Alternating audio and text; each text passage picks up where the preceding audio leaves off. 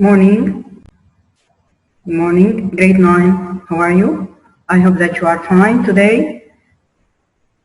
Our lesson today is about the electricity. What is electricity? The electricity or electric energy is a type of energy. As you studied before, we have different types of energy, like mechanical energy, heat energy, light energy, electricity everywhere. We need electricity in operating devices and appliances.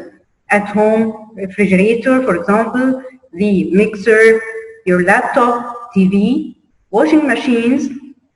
Electricity is a type of energy that can build up from one place to another.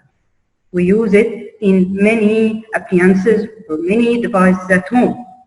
Okay, let's explain the types of electricity. We have two types of electricity, static electricity and current electricity. But before explaining the types of electricity, you should study the electric charges. As I explained last session, the electric charges or the charged objects, when the object charged with positive charge or negative charge, this is the point, it can push another object or pull, be able to push or pull. It's a type of force, as we explained, and the positive positive and positive or the similar charges repel each other, push away each other, while the opposite charges attract each other, the similar repel each other. So it's a type of force called electrostatic force. Let's see this movie. Talks about the electricity. You studied before the atom. The atom composed of nucleus containing protons with a positive charge and neutrons with neutral charge. Around the nucleus, we have electrons. The electrons rotate around the nucleus. The electrons have a negative charge. When the atom at ordinary state is neutral. When the atom loses an electron... Electricity is all around us, and most of us use it every day. But do you really know what electricity is? To really understand electricity, you first have to start with an atom. Everything in the universe is made up of atoms. Let's look at this ant. We think of ants as being pretty small, but atoms are smaller. Much, much smaller. Atoms are so small, in fact, that one ant is made up of too many atoms to count. More than a billion. Yeah. It explains that the matter composed of billions of atoms. Okay. So the smallest building unit of a matter is called atom. Okay. The atom, as you studied, composed of nucleus containing protons and neutrons. Around the nucleus, we have electrons, negatively charged particles, rotate around the nucleus because of attraction force between the positive protons and negative electrons. Yeah, that's complete. If you take an object and break it down to smaller units, eventually you'll be left with only atoms, which we can call the building blocks of everything. Atoms have a couple of different parts, and the really important part of an atom is called an electron. Not all atoms have the same number of electrons. The number of electrons in an atom can change. It's a very important point. The atom at ordinary state is neutral. Neutral object, it means the positive protons equal to the negative electrons. Yeah, so it's a neutral.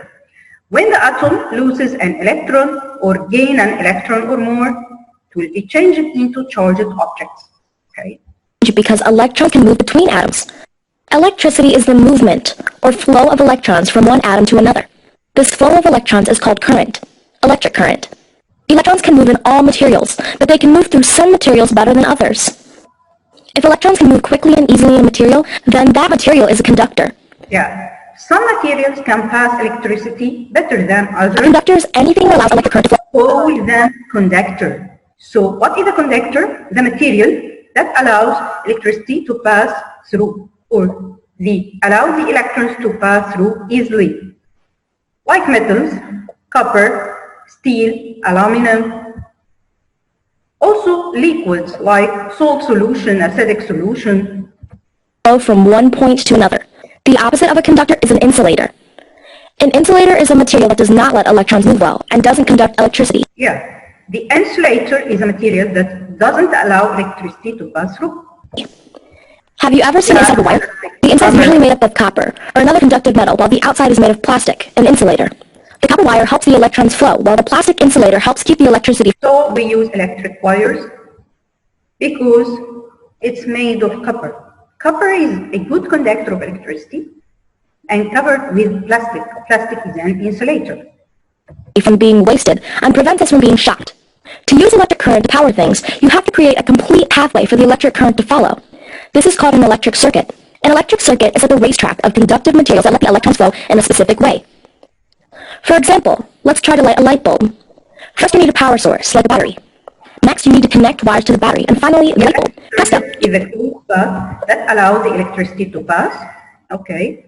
The electric circuit composed of battery is a source of electric current, wires, okay, the lamp.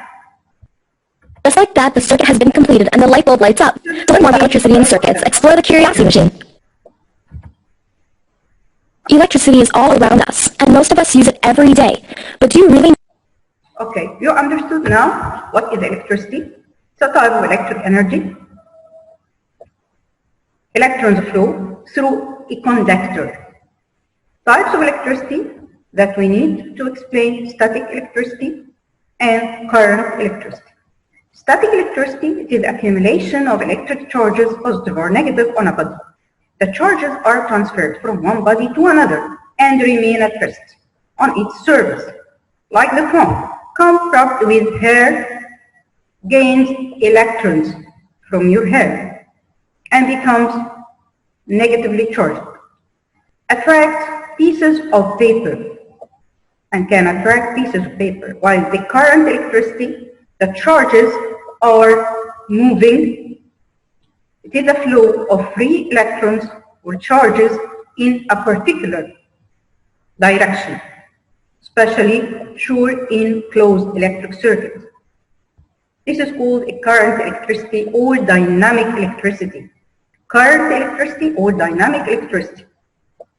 And the electricity here transferred, the electrons transferred from, in the battery you can see positive pole and negative pole. The electrons move from the negative pole toward the positive in the wires.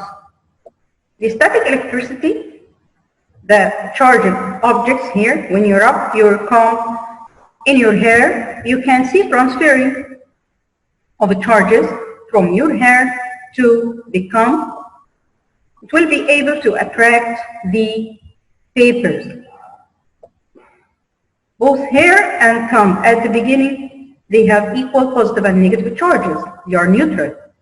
When you rub them by friction, you can generate electricity. But this type of electricity called static electricity, not dynamic, because this type of electricity at rest. Some electrons, negative charges, are rubbed from the hair to the comb. The comb will be able to attract these paper. The examples of current electricity, you can use a cell phone, the hair dryer. The current electricity is a flow of electric charges or electrons moving in a conductor, such as copper wire. Also, ions can move through electrolyte solution, like acidic solution or basic solution or salt solution.